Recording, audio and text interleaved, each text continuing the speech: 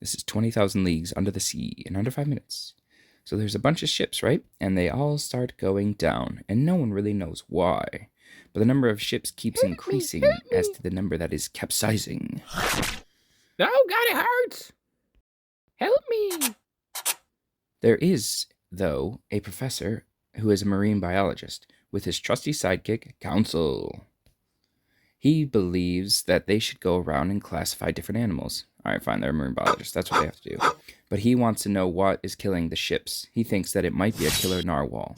There's always a piercing in the hull, which creates a water flow into the ships. It's usually not a good thing. The professor receives a letter to go aboard a ship. It's called the Abraham Lincoln. For school. For school. Stop it right now. Aboard the ship, they search for months and months. See a mysterious glow.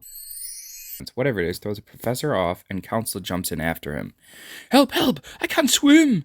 Take off your clothes. Come again? Take off your bloody clothes. So they float around naked until they meet Ned Land, who is a Canadian harpooner who was also on the Lincoln. And it turns out they're not on a whale, but they're on something metal. A submarine. They get thrown in prison right away. Someone tries to feed them, and the professor tells them that they have been shipwrecked. First in English, then when that fails in French, and then in Latin. The guy leaves. Later. The man returns and claims to know all the different languages.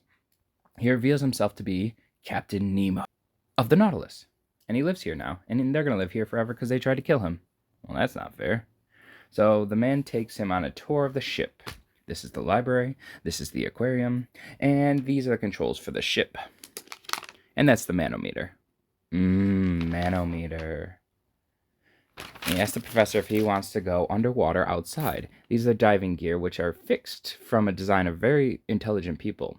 They go outside and see colorful forests underwater. They see many a fish, and they run into a wall.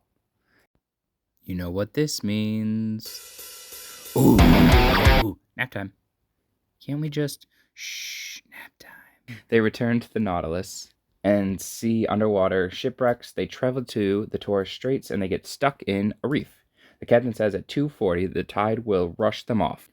There's an island nearby called New Guinea where they run into a bunch of cannibals while they're hunting for fruits and vegetables. They return back to the ship with an electrified rail so the cannibals can't get up. At exactly 2:40 the tide comes and pushes them off. The ship returns to the surface every 24 hours for air. They need to test the salinity of the water to see exactly where they are. How do we do the... Ooh la la. It turns out... Hey, discarded trash? Yeah. Me too, guys. Get out of here, movie, stupid idiot. stupid. No one likes This trash isn't in your the movie, ocean. Man. Come You're on. trash. You're trash. They're about to hit the Indian Ocean.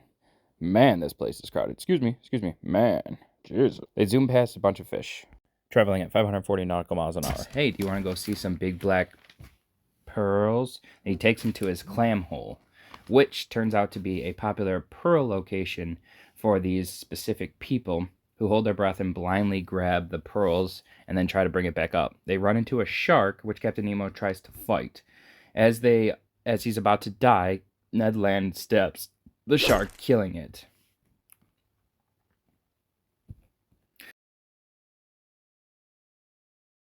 Wilson! The next stop is none other than the Red Sea. It turns out to be no more than a couple inches. Oh, Moses, this thing doesn't seem so good now, eh? They climb a mountain which overshadows Atlantis. Gong, gong, gong. The captain wants to be the first to discover the South Pole. The way the sun hits, it can only be the South Pole. They get stuck inside an ice cavern, which they have to dig out as they're dying of asphyxiation. A giant squid comes and attacks the ship. Captain, there's a squid outside. A poorly drawn one. They fight off the squid. Ned Land loves it. But the squid grabs one of the crewmates.